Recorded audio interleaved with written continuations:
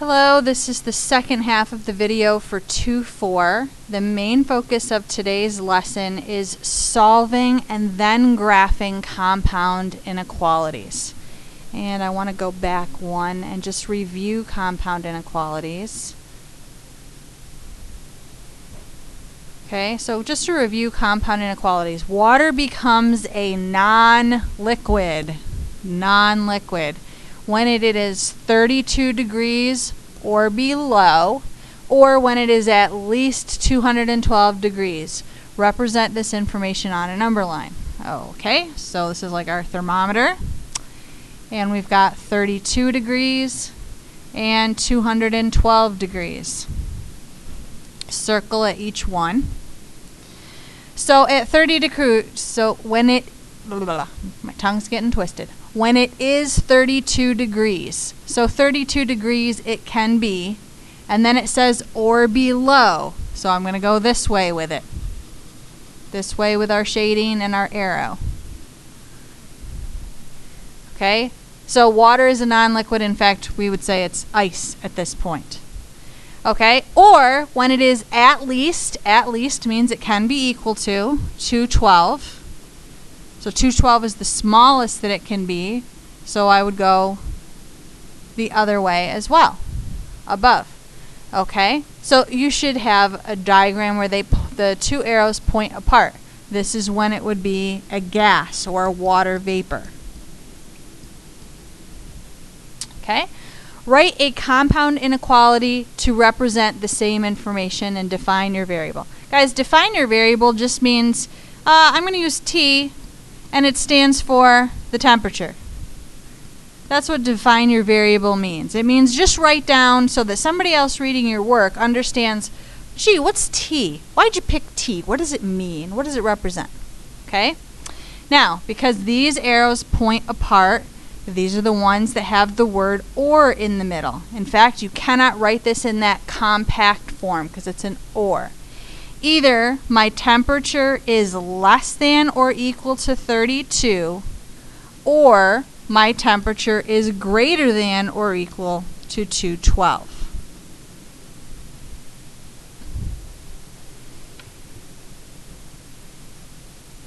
Okay. On this next page, D and E, I'm not going to be doing D and E in this next section because the way they come out is kind of silly. They come out in such a way that there's no mathematical reason why you would ever have a number line where the graph points both of them in the exact same direction, which is what happens in those two problems. So there's really no mathematical situation where that would happen, so I'm taking that out. Alright, so if I saw if I took this part away, okay, we couldn't see that beginning part right here, and I saw just x take away 6 is less than or equal to 9. Well, I could solve that. I could add 6 to each side. Remember, when it's an inequality, we solve it just like an equation. We kind of solve it like if there was an equal sign there, but there's not. The 6's would cancel, and I would get x is less than or equal to 15. Okay, well, if this part of it wasn't here, then I would add 6 to the 6 and get 12 is less than x. So the gist of this kind of problem is when you have a compact inequality, instead of doing the same operation, the opposite operation on both sides, you have 3 sides to work with. Okay, you have 3 sides. And then on a number line, we would have 12, we would have 15. Circle not colored in for the 12 because there's no equal bar, and it is colored in for the 15 because there's an equal bar, and it's the compact kind, so we connect them together.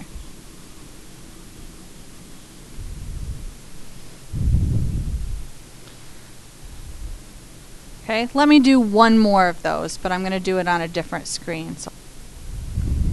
Okay, I don't think the book gives enough examples. So So let's say I had negative 5 less than or equal to 2x plus 7 less than 21. Okay, so you can draw lines to help you see the 3 sections, and you subtract, basically go to the middle first, look in the middle first. That's going to tell you how to do the problem and where to start. So in the middle I've got to subtract 7 to cancel out the 7s. And then if I subtract 7 in the middle, I got to subtract 7 on this side, got to subtract 7 on this side. Negative 5 take away 7 is a negative 12. Bring down my inequality. Bring down 2x. 21 minus 7 is 14. Then divide by 2, divide by 2, divide by 2. And I get negative 6 less than or equal to x less than 7.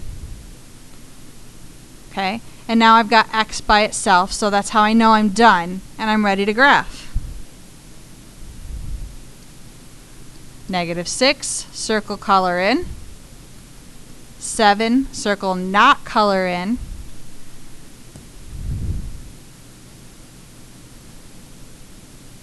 And shade the line between them.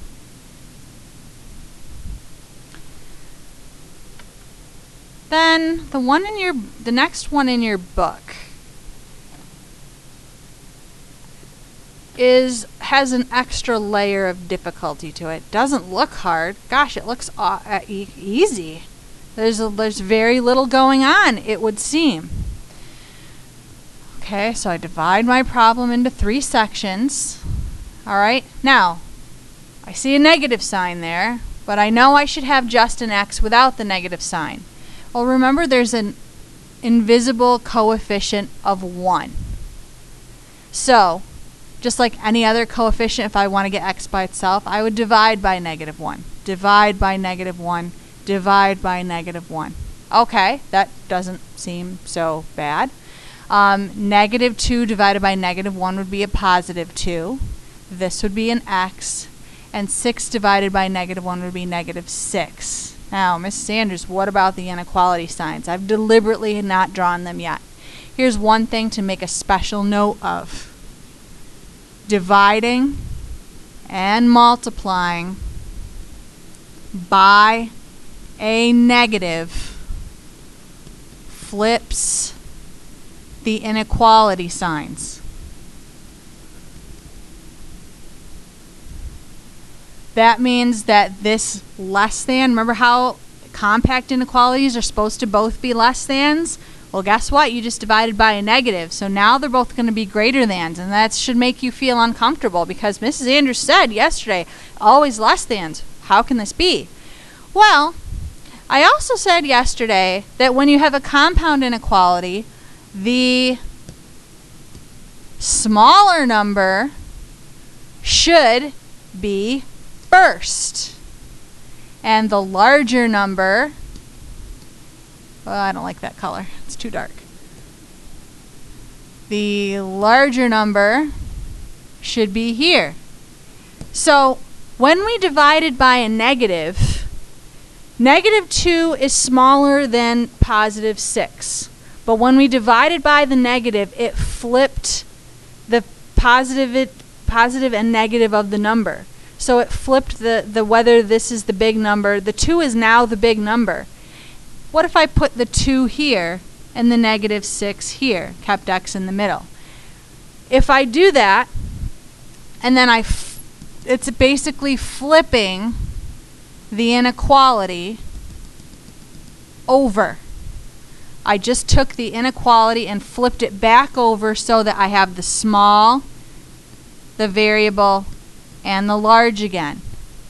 But I flipped my inequality signs. So dividing by a negative introduces you to a slight headache that you have to flip the inequality signs while you're doing the algebra part of it. And then when you're all done doing the algebra part of it, you have to rewrite the entire inequality correctly. Small number, variable, large number, less thans. Then you can graph it. So it's just a little headache for you.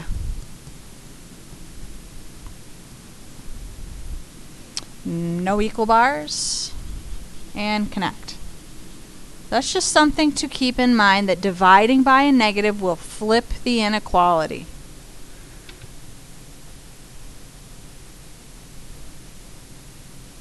Okay. C. Here's another way, and one where that's going to happen again.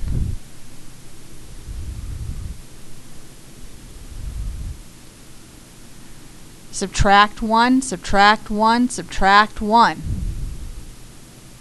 Negative 4 take away 1 is negative 5. Negative 3x in the middle. 12 take away 1 is 11. Boy, this has an extra headache of everything coming out of decimal too. Well, we'll deal with it as it comes. All right, here it is. Here it is. Here's the problem. We're dividing by a negative. So that means my inequality signs are going to flip over. They were both less thans. Now they're going to become both greater thans. These cancel. Negative 5 divided by a negative 3. See, when the 5 was, when it was just 5 and it was negative, that's smaller than 11. But we're about to divide by a negative. That's going to flip that to a positive. Negative 5 divided by negative 3 is 1.6 repeating, and it is positive. 11 divided by a negative 3 is going to be a negative 3.6 repeating. So yes, I now have the inequality completely backwards because of that dividing by a negative. So before I try to graph, I'm just going to rewrite it correctly. I'm going to put the smaller number first. Take this inequality. Make sure that when you flip the whole thing over, you're flipping the inequality. I'm taking this inequality and moving it to here. Okay? I am taking this inequality and moving it to here and flipping it. It won't matter so much if they both have equal bars or neither of them have equal bars, but if they're one of each, you're going to want to make sure that you're taking the right sign with you. Okay?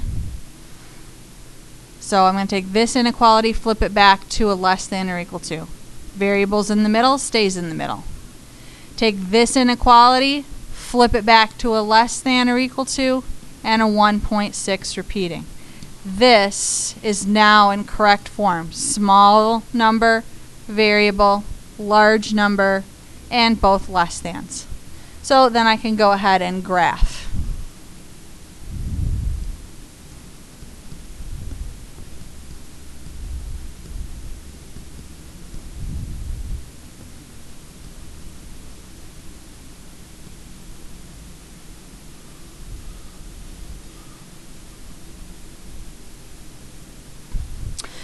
Okay, F represents an example. I'm skipping D and E because they make the arrows point. Okay, so when you have an or, your arrows are supposed to point apart. And they don't. And there's not a mathematical reason why that would ever happen. So I'm not going to do that problem. When you see the word or, remember that the graph of an or is two arrows that point apart. So that kind of gives you the idea that they're separate, and you're going to solve them separate. Okay? So if I were doing this, I would look at just this side first. And, alright, subtract 1, subtract 1. 6x is greater than 10. Divide by 6, and x is greater than 1.6 repeating. Okay? Then I have this completely separate. Add 4, add 4. X is less than negative 1. So now that I've solved them each separately, I can graph. Now remember, a number line is still a number line, and I can't change the order just because I can't put 1.6 repeating here and -1 here. I can't do that. That's not how number lines work. Number lines have the smaller numbers on the left and the larger numbers on the right. So the order you solve them doesn't matter. The numbers still have to go on the number line in the correct order. So negative has to be smaller than positive. Okay, so at the -1, I have an open circle because there's no equal bar, and it's saying less than -1. And we knew that because it was an or, it should point apart. At 1.6 repeating, I again have an open circle, and it says greater than. And I knew because of an or, it should point apart. There may be a couple on the homework, guys, where they point in the same direction instead of pointing apart. And I want you to do those problems for the sake of the algebra part, but there's no mathematical purpose for them. Here again, I want to show that an example of that one more time, because the book doesn't provide enough quality examples of that. Okay, so let's say I have x plus 1 is less than negative.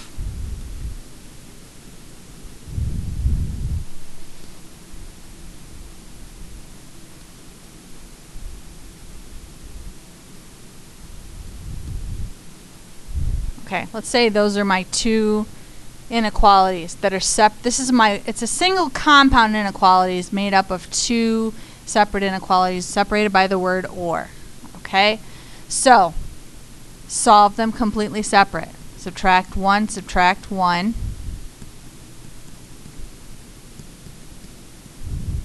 Divide by 2, divide by 2. X is less than -7. Okay, fine. Then we'll come over to this one. Plus 8, plus 8. 5x is greater than or equal to 20. Divide by 5. X is greater than or equal to 4.